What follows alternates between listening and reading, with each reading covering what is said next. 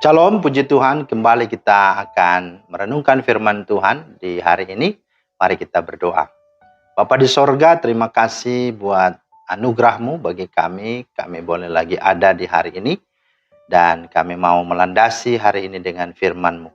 Mohon hikmat dan pengertian dari Roh Kudus. Dalam nama Tuhan Yesus. Amin.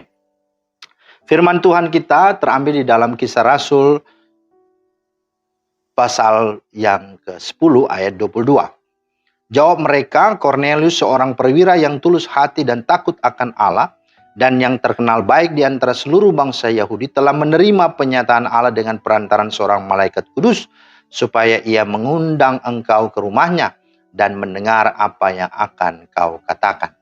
Itulah firman Tuhan yang menjadi dasar renungan kita pada hari ini. Bapak Ibu, tema kita adalah belajar dari Kornelius. Tentang apa? Kesalehan tanpa Kristus adalah sia-sia. Nah, Bapak Ibu, menjadi kesaksian bagi orang lain adalah tugas dan tanggung jawab setiap orang percaya. Melalui kehidupan kita yang menjadi berkat bagi orang lain, sehingga nama Tuhan dipuji, dimuliakan, diagungkan. Nah, contoh konkretnya adalah Kornelius. Alkitab menyatakan Kornelius adalah seorang yang saleh. Ia serta seisi rumahnya takut akan Allah dan ia memberi banyak sedekah kepada umat Yahudi dan dia senantiasa berdoa kepada Allah. Itu di dalam Kisah Rasul 10 ayat 2. Nah, tidak hanya saleh dan takut akan Tuhan. Kornelius juga seorang yang murah hati, suka menolong dan memberikan banyak sedekah kepada orang lain.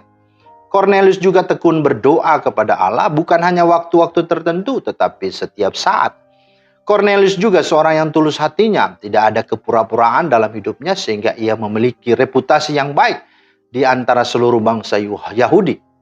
Dan bahkan dia orang yang sukses, bahkan seorang kepala keluarga juga, imam di tengah-tengah keluarga sehingga keluarga besarnya sungguh-sungguh menghormatinya. Nah, pertanyaannya, adakah yang kurang dalam diri Kornelius? Jawabannya ada. Apa itu? Kornelius belum pernah mendengar nama Yesus dan belum pernah percaya dan tidak akan pernah percaya kalau dia belum melihat, mengalami, mendengar, menyaksikan tentang Yesus. Itulah yang kurang dalam diri Kornelius. Nah, karena itu kedatangan Petrus ke rumah Kornelius setelah dijemput dari Yope membuka sebuah lembaran baru dalam hidupnya. Ketika berbicara dengan Kornelius, Petrus tidak membicarakan hal-hal yang lain selain perihal Yesus Kristus. Karena itu sangat diperlukan oleh Kornelius. Kornelius perlu mendengar perihal kehidupan Tuhan Yesus, baik itu kematiannya, kebangkitannya dari antara orang mati, dan juga kedatangannya kelak kembali.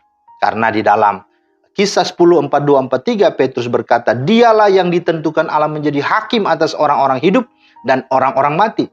Tentang dialah semua nabi bersaksi bahwa barang siapa percaya kepadanya, ia akan mendapat pengampunan dosa oleh karena namanya.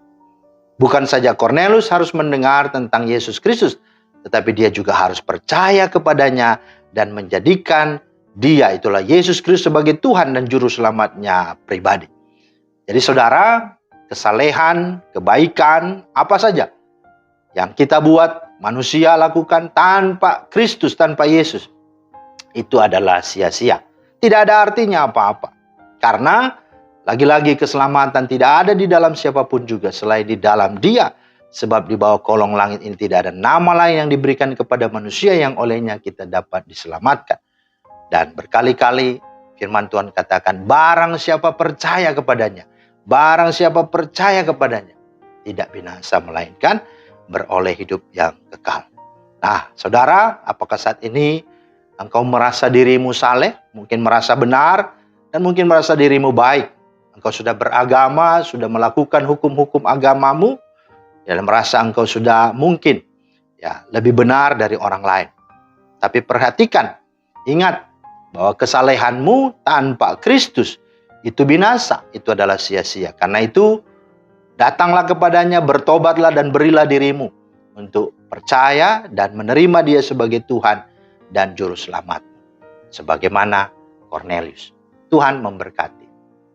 Terima kasih Tuhan atas firman-Mu, kami bersyukur Meteraikanlah di hati kami, mampukan kami untuk sungguh menghidupi akan firman Tuhan ini, sehingga jangan kami salah bahwa bukan perbuatan kesalehan kami yang membawa kami kepadamu, tetapi Kristus Yesus Tuhan yang adalah jalan, kebenaran, dan hidup yang sungguh membawa kami kepada kehidupan yang kekal.